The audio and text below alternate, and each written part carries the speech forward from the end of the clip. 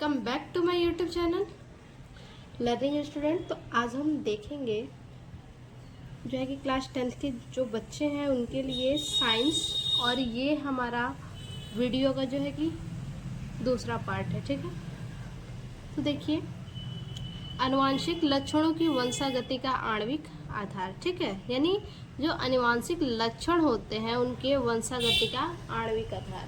देखिए, सबसे पहले समझते हैं कि माता पिता का, ठीक है, माता और पिता का जो जो लक्षण होता है, जो गुण होता है, वो क्या होना, संतति में स्थानांतरण होना, उसी को हम क्या कहते हैं, आनुवंशिकता। ठीक है,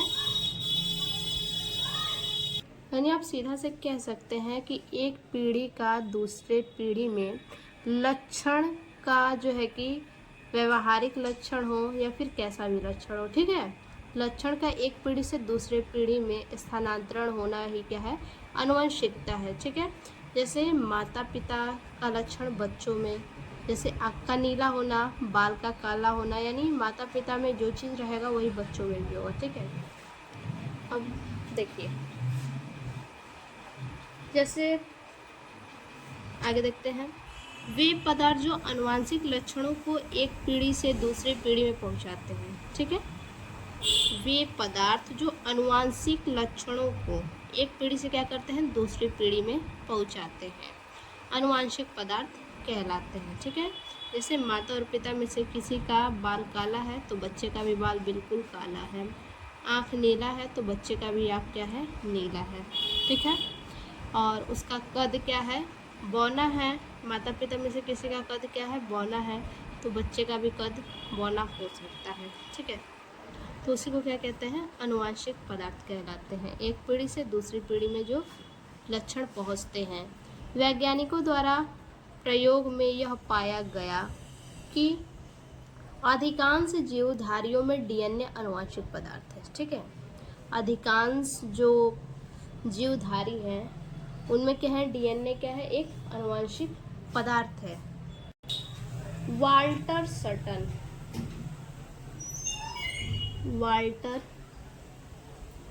सटन और बावेरी, वाल्टर सटन व बावेरी, इन्होंने बताया था, क्या बताया था, इन्होंने बताया कि जो गुणसूत्र है, ठीक है, जो गुणसूत्र है वो आनुवांशिक लक्षणों का वाहक है। गुणसूत्र क्या है, आनुवांशिक लक्षणों का वाहक, आनुवांशिक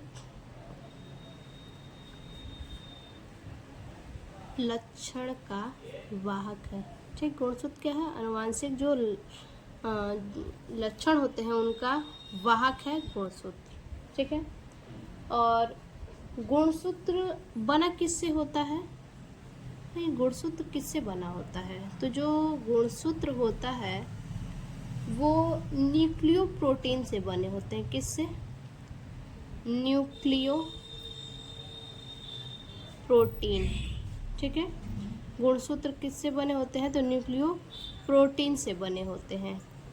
अब ये न्यूक्लियोप्रोटीन क्या है, न्यूक्लियोप्रोटीन का मतलब क्या है, तो जो न्यूक्लियोप्रोटीन है इसमें न्यूक्लिक, ठीक है, इसमें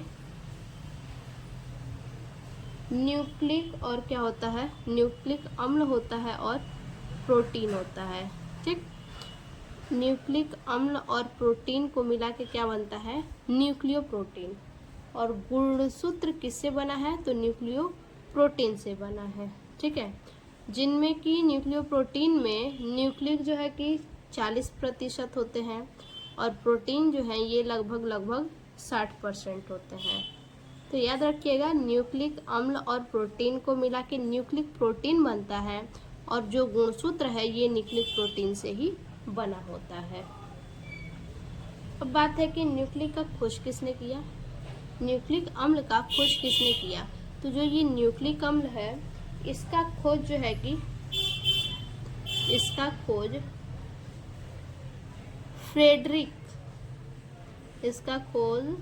फ्रेडरिक माइसर ने किया।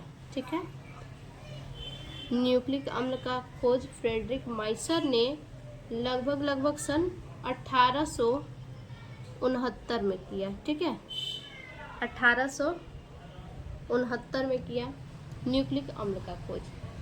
और किस चीज़ में इन्होंने न्यूक्लिक अम्ल का खोज किया? तो इन्होंने न्यूक्लिक अम्ल का तो खोज किया, फ्रेडरिक माइसर ने न्यूक्लिक अम्ल का क्या किया? खोज किया। लेकिन किस चीज़ में? न्यूक्लिक अम्ल का जब खोज किया तो ये किस चीज़ में, किसकी कोशिकाओं में? तो ये जो है मवाद की कोशिकाओं में, मवाद की कोशिकाओं में न्यूक्लिक अम्ल का खोज किए, ठीक है, मवाद की कोशिकाओं में, जो घाव के मवाद होते हैं, ठीक है, उनकी कोशिकाओं में, ठीक, मवाद की कोशिकाओं में इन्होंने क्या किया? न्यूक्लिक अम्ल का खोज किया। कौन किया? तो फ्रेडरिक माइसर ने 1869 में किया। अब देखिए आगे, हर्श और चेज, हर्श व चेज, हर्श और चेज के प्रयोग से ये सिद्ध हुआ, ठीक है, इनके प्रयोग से हर्श और चेज ने क्या किया? प्रयोग किया, एक्सपेरिमेंट किया, इनके प्रयोग से ये सिद्ध हुआ कि न्यूक्लिक अम्ल क्या है? आनुवांशिक पदार्थ है। न्यूक्लिक अम्ल क्या है? न्यूक्लिक अम्ल जो है, ठीक है, वो एक प्रकार का क्या है? आनुवांशिक पदार्थ है, आनुवंशिक पदार्थ, ठीक है। हर्श और चेज ने अपने प्रयोग के द्वारा ये सिद्ध किया है कि न्यूक्लिक अम्ल एक प्रकार का आनुवंशिक पदार्थ है, ठीक है। आगे देखिए, न्यूक्लिक अम्ल देखते हैं। किसी कोशिका के केंद्रक में पाए जाने वाले वे अम्लीय पदार्थ, ठीक है। मान लीजिए कि ये कोई क्या है?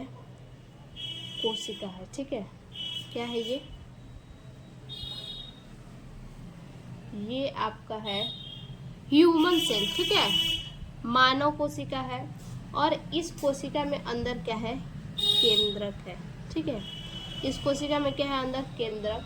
और इस केंद्रक में क्या है? क्रोमेटिन है, ठीक है। ये क्या है? ह्यूमन सेल है, ह्यूमन सेल। और ये अंदर क्या है? केंद्रक है, ठीक है, सेंटर है, ये केंद्रक है। और केंद्रक में क्या है? तो क्रोमेटिन है।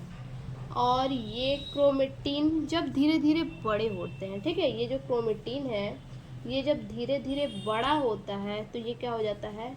गुणसूत्र कहलाते हैं, ठीक है। ये बड़े हो जाते हैं तो क्या कहलाते हैं? गुणसूत्र कहलाते हैं, ठीक।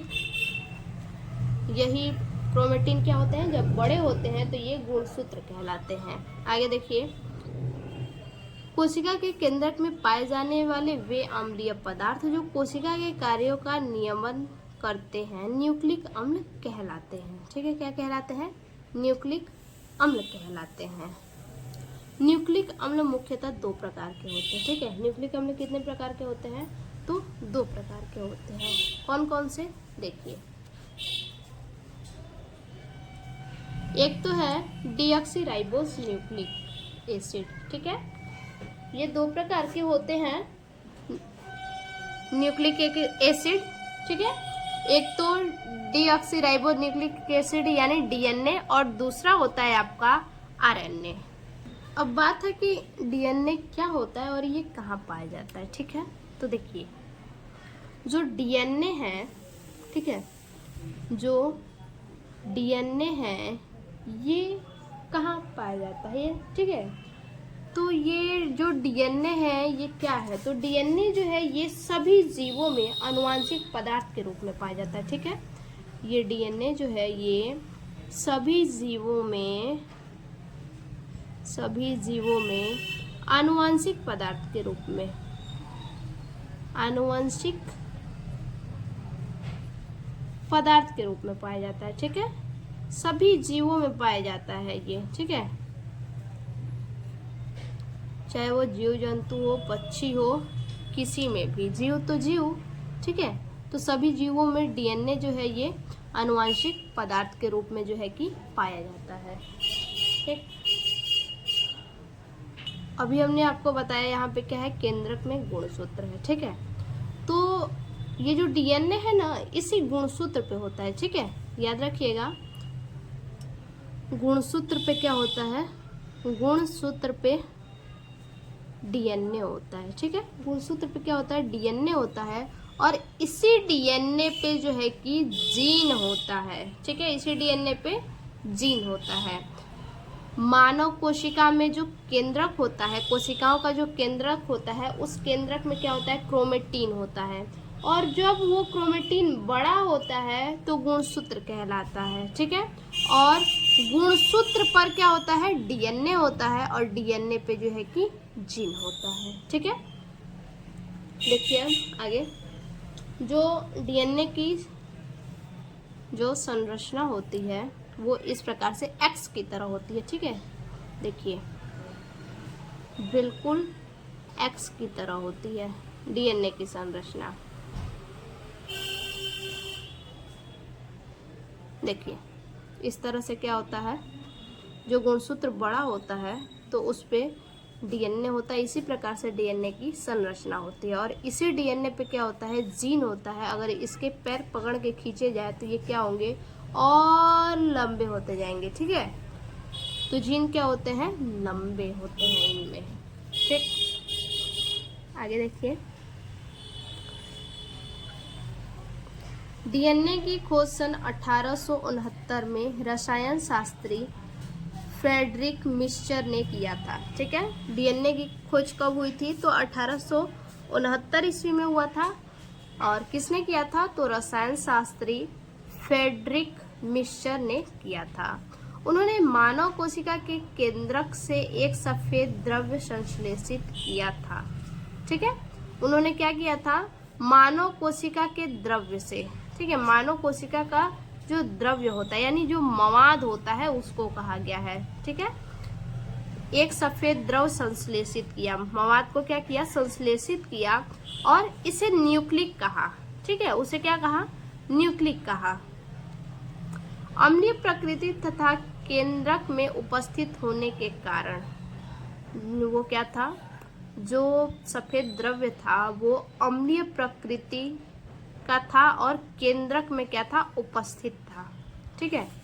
इसमें जो है वो क्या है, अम्लीय प्रकृति में स्थित है और द्रव्य में, ठीक है, केंद्रक में उपस्थित है, ठीक है। ये केंद्रक ही तो है अभी जो हमने बताया, केंद्रक में उपस्थित है, ठीक है, अम्लीय प्रकृति में होने के कारण इसे अम्ल भी कहा जाता है, ठीक।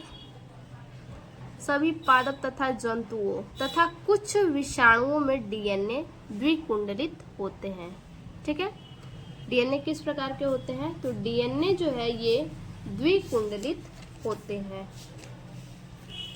और जो डीएनए है, ये जो डीएनए की बाहरी संरचना होती है, देखिए फिर से एक बार समझिए, ये क्या है, हमारा गुणसूत्र है। इससे पहले हमने आपको डीएनए बताया, तो ये डीएनए नहीं, ये गुणसूत्र है, ठीक है। और इस गुणसूत्र को खींचेंगे तो क्या होगा, डीएनए, और उसको और खींचेंगे तो डीएनए से क्या होगा, जीन, ठीक है। देखिए अब जो डीएनए है, ठीक है, अब डीएनए जो है, डीएनए किस प्रकार का होता है, गुणसूत्र को खींचेंगे तो क्या निकलेगा, डीएनए। डीएनए इस प्रकार का होता है, देखिए ध्यान दीजिए, डीएनए क्या होता है, इस प्रकार का होता है। अगर गुणसूत्र को खींचा जाए तो डीएनए निकलेगा, ठीक है, और डीएनए से क्या निकलता है, जीन निकलता है। तो डीएनए का जो ये बाहरी संरचना है इसको क्या कहते हैं, इसको हम पॉलीन्यूक्लियोटाइड कहते हैं। क्या कहते हैं, पॉलीन्यूक्लियोटाइड कहते हैं, ठीक है। डीएनए की बाहरी संरचना को हम क्या कहते हैं, पॉलीन्यूक्लियोटाइड कहते हैं। अब बात है कि डीएनए बना किससे है, ठीक है, यानी डीएनए से, देखिए डीएनए की बाहरी संरचना को क्या कहते हैं, पॉलीन्यूक्लियोटाइड।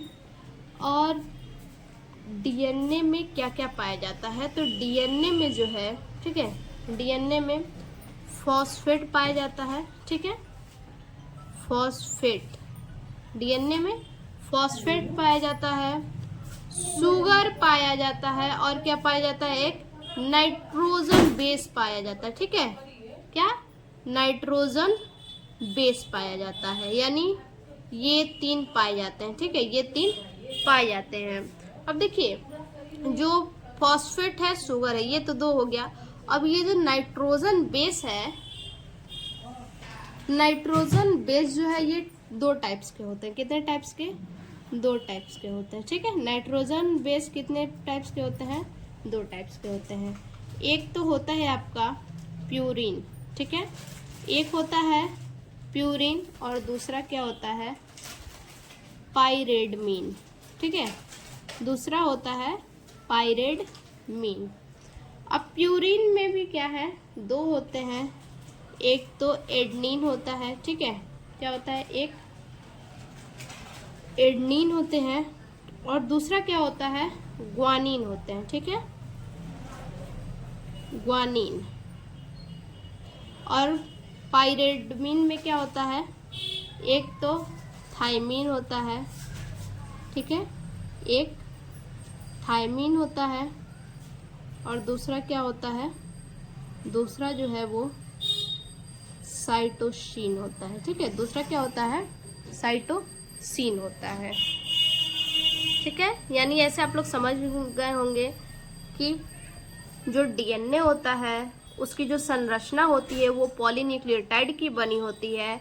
और डीएनए में जो है कि डीएनए में 3 प्रकार से डीएनए जो है कि 3 चीज़ों से मिलके बने होते हैं, फॉस्फेट, शुगर और नाइट्रोजन। ठीक है, तो जो नाइट्रोजन है, नाइट्रोजन बेस, इसके 2 प्रकार होते हैं, एक तो प्यूरिन और दूसरा पाइरेडमीन। तो प्यूरिन में भी 2 होते हैं, एक तो एडनिन है और दूसरा ग्वानिन है, यानी हम कह सकते हैं AG। ठीक है, क्या कह सकते हैं, AG। और दूसरा जो है पाइरेडमीन, वो थायमीन है और साइटोसिन है, यानी TC। AG TC। ठीक है, इसमें डीएनए की संरचना अभी हम आपको दिखाएंगे। ठीक है, तो चलिए डीएनए की संरचना देखते हैं।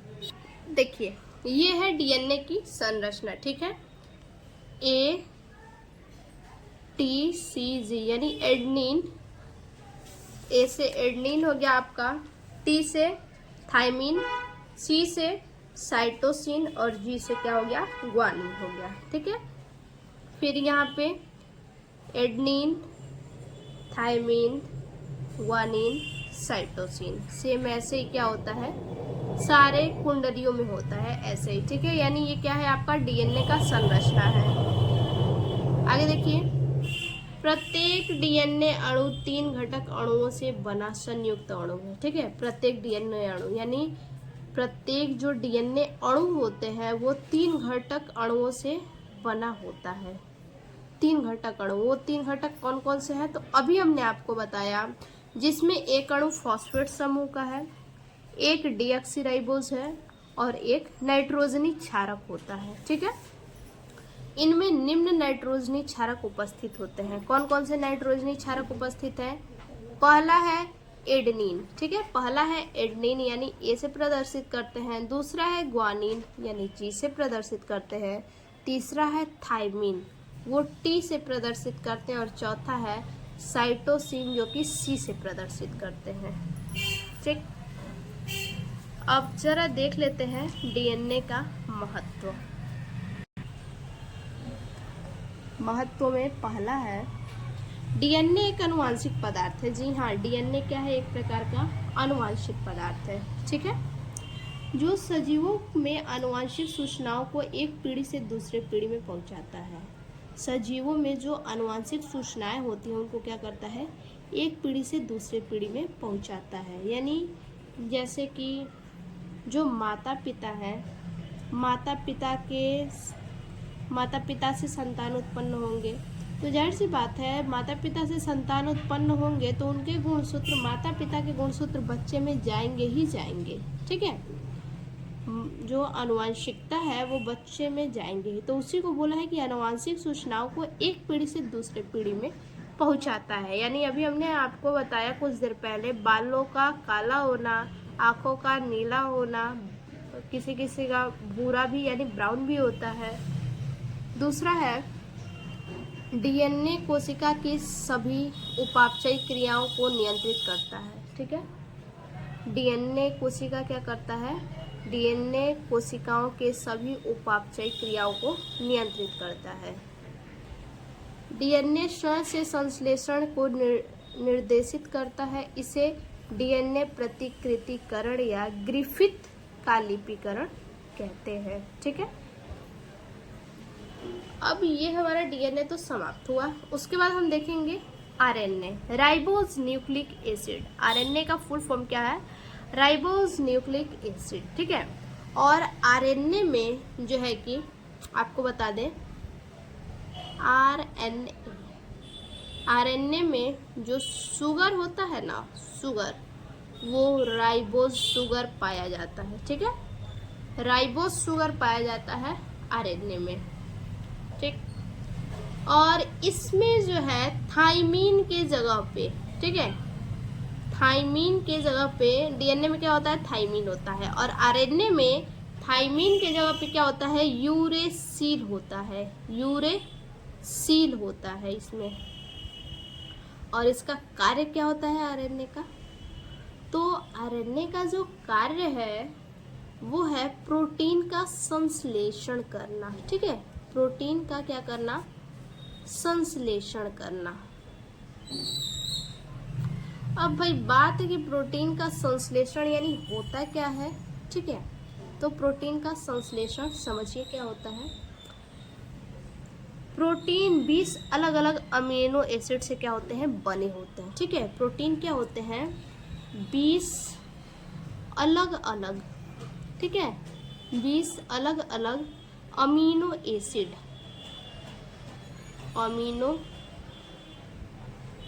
से बना होता है।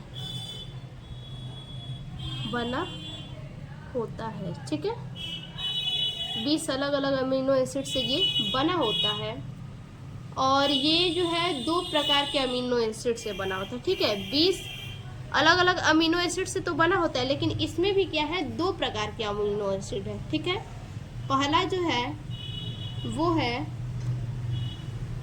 पहले में जो 10 आवश्यक अमीनो है, आवश्यक अमीनो, वो क्या है? हमारे शरीर में। ठीक है, हमारे शरीर से बने होते हैं। ठीक है, और जो और 10 होते हैं आवश्यक, ठीक है, अनावश्यक होगा, अनावश्यक, वो भोजन के द्वारा हम प्राप्त करते हैं। ठीक है, भोजन के द्वारा हम क्या करते हैं? प्राप्त करते हैं। तो यानी 10 और 10 क्या हो गए? 20 हो गए। तो 20 अलग अलग अमीनो एसिड से क्या होता है? बना होता है प्रोटीन संश्लेषण। ठीक है, अब बात है कि ये कैसे प्राप्त हम करते हैं? भोजन से। ठीक है, भोजन से हम कैसे प्राप्त करते हैं? तो देखिए, जब भी हम खाना खाते हैं, सबसे पहले ये जानिए कि जो आरएनए है इसके भी क्या है? 3 पार्ट है। ठीक है, आरएनए के 3 पार्ट है, सभी लोग जानते होंगे। एक तो एमआरएनए है, दूसरा टीआरएनए है, ठीक है, और तीसरा आरआरएनए है। ठीक है, तीसरा आरआरएनए है। अब देखिए, 20 अलग अलग अमीनो एसिड से क्या होता है? प्रोटीन संश्लेषण बनता है। ठीक है, तो कैसे बनता है? तो 10 तो अनावश्यक जो कि शरीर में है, और 20 क्या है? वो अनावश्यक जो और 10 हैं वो भोजन से। तो भोजन से कैसे?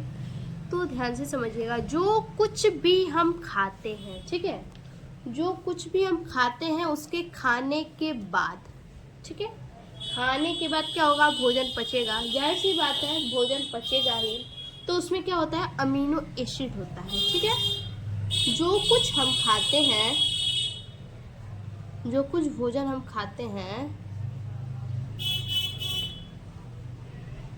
उसमें पचने के बाद क्या होता है? पचने के बाद अमीनो एसिड रहता है। ठीक है, क्या? अमीनो एसिड उसमें रहता है। जो कुछ भी हम खाते हैं और जो पचता है उसमें अमीनो एसिड होता है। तो एमआरएनए mRNA क्या करता है, ध्यान दीजिएगा, mRNA बहुत चतुर है। ये क्या करता है, पहचान लेता है अमीनो एसिड को, ठीक है। ये अमीनो एसिड को पहचान के क्या करता है, फट से रख लेता है, ठीक है। भोजन जब पचता है तो ये क्या करता है, mRNA ये ध्यान लगाया रहता है, आग गड़ाया रहता है कि कहाँ अमीनो एसिड आ रहा है, और अमीनो एसिड को देख के क्या करता है, फट से ये रख लेता है, ठीक है। mRNA क्या करता है, ये रख लेता है अमीनो एसिड को, ठीक है, रख लेता है। और फिर क्या करता है, ये mRNA तुरंत tRNA को बुलाता है, ठीक है। क्या करता है, tRNA को ये क्या करता है, बुलाता है, ठीक है, बुलाता है। और बुला के क्या कहता है, और जितना सब अमीनो एसिड को क्या किया रहता है, रख लेता है, जो रखा रहता है, जो mRNA है, अमीनो एसिड जितना रखा रहता है, tRNA को बुला के क्या करता है, दे देता है, यानी ट्रांसफर कर देता है, ठीक है। और ये tRNA क्या करता है, ले लेता है, ठीक है। अमीनो एसिड को क्या करता है, ले लेता है ये, ठीक है, ले लेता है अमीनो एसिड को, और लेके क्या करता है ये, और अमीनो एसिड को तो ले लेता है, लेके इसको कहाँ भेजता है, तो ये भेजता है tRNA, भेजता है rRNA के पास, ठीक है। कहाँ भेजता है, rRNA के पास, जहाँ प्रोटीन बनता है। RNA के पास क्या बनता है, जहाँ प्रोटीन बनता है। rRNA प्रोटीन बनाता है, प्रोटीन का निर्माण कराता है, ठीक है, प्रोटीन का निर्माण करता है, प्रोटीन बनाता है rRNA, ठीक है। rRNA मतलब राइबोज RNA। तो देखिए mRNA क्या करता है, अमीनो एसिड, भोजन जो पचता है तो उसमें से ध्यान लगाए रहता है कि अमीनो एसिड कहाँ है, और अमीनो एसिड को ये रख लेता है, और रख के तुरंत बुलाता है किसको, tRNA को, ट्रांसफर RNA को, और इसको क्या कर देता है, ट्रांसफर कर देता है। mRNA जो अमीनो एसिड रखा था वो tRNA को दे देता है, अब tRNA तो ले लेता है अमीनो एसिड को, और लेके क्या करता है, rRNA के पास पहुंचा देता है, जहाँ पे क्या होता है, प्रोटीन बनता है, ठीक है। rRNA के पास क्या होता है, प्रोटीन बनता है। तो 20 अलग अलग अमीनो एसिड से क्या बन गया, प्रोटीन बन गया, ठीक है। 20 अलग अलग एसिड से क्या बन जाते हैं, प्रोटीन बन जाते हैं, और 10 आवश्यक का पहचान करते हैं, ठीक है। जो mRNA होता है वो 10 आवश्यक जो अमीनो एसिड होते हैं उसका पहचान करता है। ध्यान दीजिएगा, mRNA का क्या काम है, 10 आवश्यक जो ज़रूरी अमीनो एसिड है उसका पहचान कर लेता है, पहचान करने के बाद क्या करता है, रख लेता है, और फिर rRNA को, ठीक है, mRNA क्या करता है, पहचान करने के बाद रख लेता है तुरंत, और रख के तुरंत tRNA को दे देता है, और tRNA क्या करता है, तुरंत ट्रांसफर कर देता है rRNA के पास, और rRNA जो है वो क्या करता है, राइबोज, tRNA राइबोज को क्या करता है, राइबोज तक ले जाता है, ठीक है।